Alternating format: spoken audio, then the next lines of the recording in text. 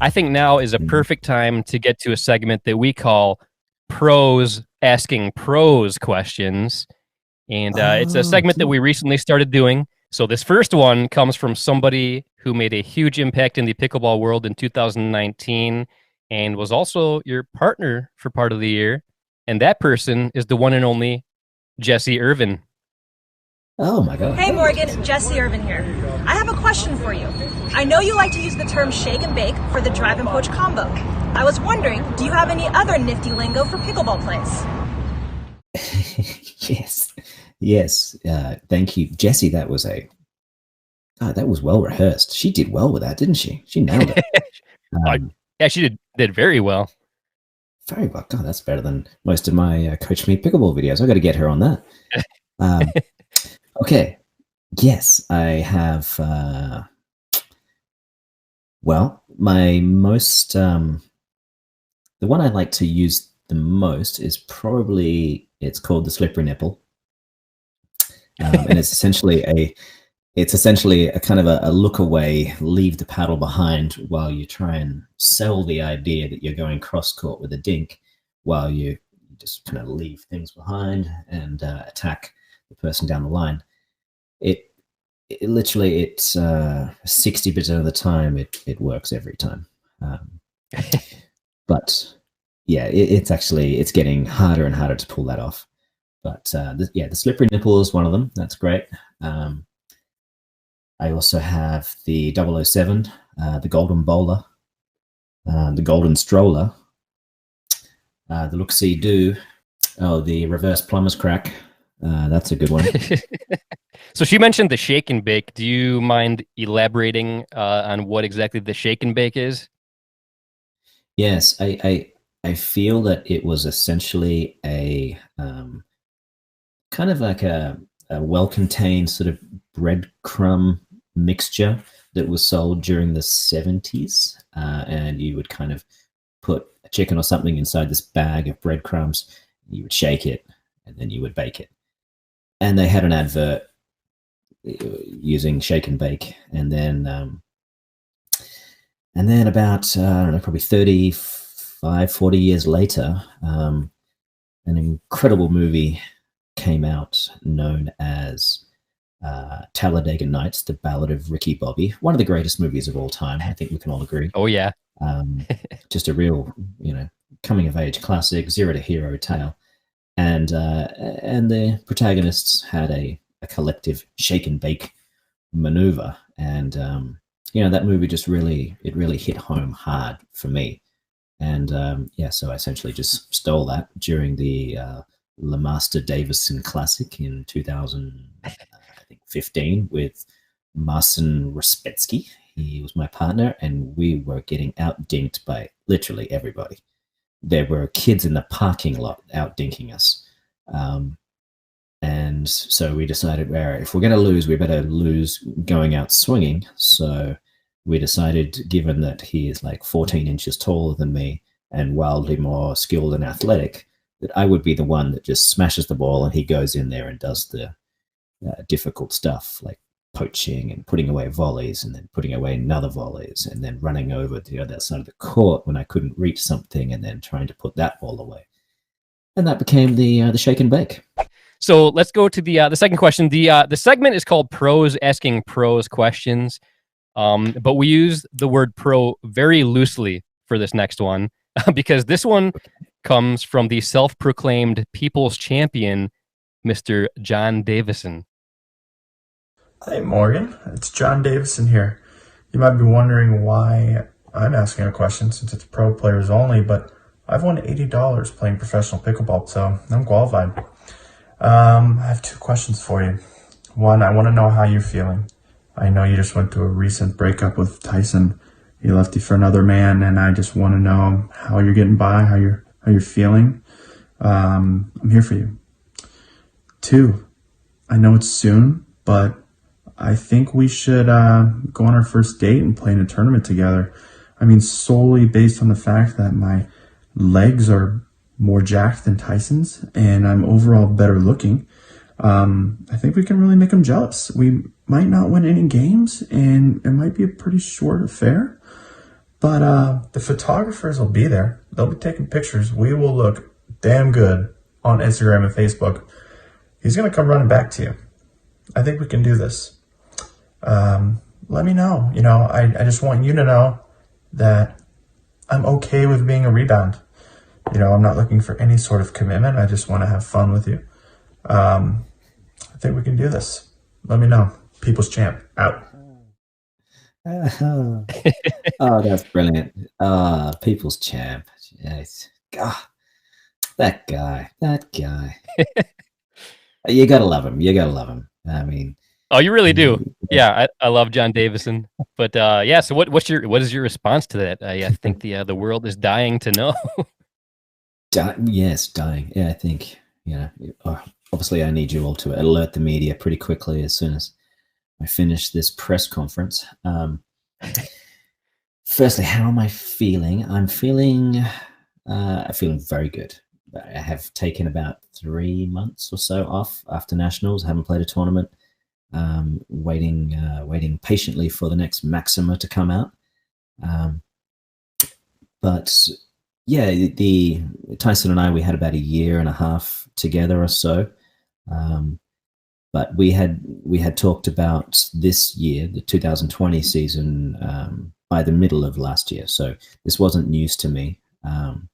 He had played with Riley Newman in a thing in Bonita Springs, the Global Pickleball, and he talked to me about how it felt, how much she enjoyed it, and the reasons. And I talked to him a little bit about what kind of partner would work well for him. And I think it has to be someone that physically wants to go all day and has the kind of patience that Tyson certainly has in doubles. So I think it's a great fit with him and Riley, and they've already proven that they can do very well. They had a good win in Hawaii over a very, very good team, obviously. Kyle and Ben are juggernauts in the game. Oh yeah. So yes, my heart is clearly broken, but I actually this year I'm playing most of my tournaments with Andre Daescu, the big Romanian who did very well at nationals. So I feel like as a rebound guy, John, I would certainly love to play a tournament at some point. You're not going to be my main rebound guy. I'm the kind of guy that needs probably 6 rebound guys to really get over the heartbreak of losing someone with the kind of mustache that Tyson can just randomly turn up with. God, it's just a sexy mustache. Right. But yeah, so John, thank you for the message. Appreciate that. You're a kind and generous soul to think of me in this time of year, time of need. And I'll just shoot you an email at some point. How about that? All right. So it's not a yes, but you're saying there's a chance. Oh, it's a definite maybe, for sure. Nice. It may be like a local non-sanctioned round robin tournament, something like that, maybe. Yeah, but like my local, not. I think he's in Florida somewhere. Okay. So, all right. Yeah, like a Palm Desert kind of local. All right. Gotcha. So his whole thing was heavily revolving around Tyson McGuffin. So I say, why not get to the man himself and see what Tyson has to say? Boys, what's going on? And Morgan, what's up, my dude? First and foremost, I think Morgan's great for the sport, both on and off the court. As a player and as a coach, he's been a good influence on me. We've been able to win some Grand Slam titles together. So kind of cool. We actually met playing against each other back in 2016. And then that led to him being in my corner for the last couple of years. And then I got the privilege of playing with him last year. And we were able to make some magic. Knowing the Aussie, knowing the Australian accent, that smooth, sweet accent allows him to say some explicit R-rated stuff. I've taught a lot of camps with him. He's able to say a lot of R-rated stuff, with campers and with fans that there's no way in hell I could ever say. So I think that's pretty funny. You know, he's always kind of been the hype man, always really pumping me up and getting me going. You know, calling me the champ, calling me the people's champ. You know, kind of all the above, really getting me going. And I remember I was playing Kyle Yates in the finals of the U.S. Open a couple years ago, and I was down in game 3. I called the timeout, go to the sideline, and he basically tells me that I'm much more of a man than he is, and I'm going to die on this court before I lose to this dude. And I'm a warrior out there, and I'm tougher. And, you know, so just a little added testosterone boost to kind of get me going and really push me through those tough times. Anyhow, I'm all done here. 60% of the time, every time. So a lot to digest there. There was not really a question, but just a lot of great tidbits of information. So how was your response to what Tyson had to say there? It brings back some memories. Jeez, I'm glad I've got the glasses on because the tears they're just flowing. Oh God, I remember some of those things. Jeez, he's a good man. He's a good man. He's a good horse. He'll go all day. I'm obviously a big Tyson McGuffin fan. I've been using his paddle for the last 8 months or something. Yeah, geez, I can't believe we've been together that long. And I probably shouldn't use the word "be together," but you know, it's not like that. We've shared a few hotel rooms, but it's all been above the waist. Don't worry. I don't want Megan. I don't want Megan, his new wife, to worry. Yeah, it was definite bromance along the way, though, for sure. Those were good times. Look, I love coaching Tyson. I learned so much from him. A lot of people assume a coach is always doing the teaching, but that's certainly not the case. With him, it gave me a great reason to expand my sort of horizons as a coach and a player. You know, when you see the guy next to you prepared to do some of the things he's prepared to do out on the court, you know, it really inspires you. So, and you know, I go back to that mustache. You can't go wrong with that.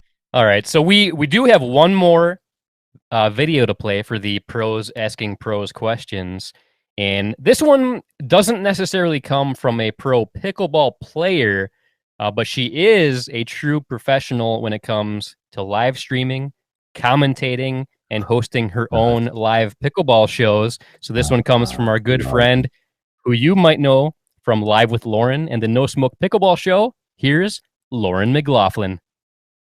Hey guys, hey Eddie and Webby, hey Morgan, what's up? It's Lauren McLaughlin, aka the more distinguished half of the No Smoke Pickleball Show. So Morgan, I know you've already been on our show and answered every question that you could ever answer about yourself, but I wanted to try and think of something fun, so went on the internet, the web, if you will, and was looking at some cool would you rather questions, and I think I found a good one for you, which is, would you rather suddenly be elected a senator or suddenly become a CEO of a major company but you don't have any more knowledge about how to do either of those jobs than you do right now? So please answer the question and explain yourself.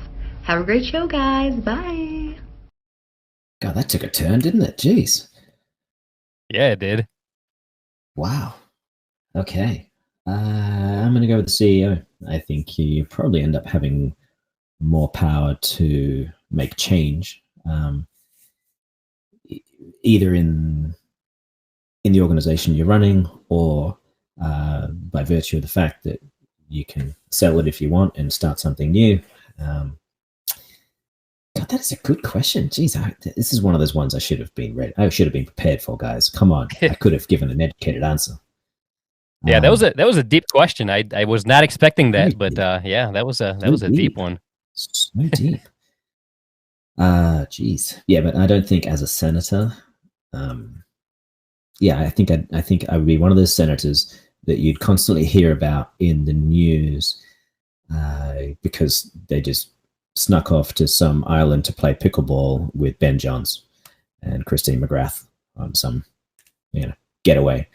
That would be the kind of senator. So that's probably not best for the Senate itself. So I should probably stick to CEOing. Pickleball addicting and fun, that's no joke. Pickleballing, it's not just for old folks.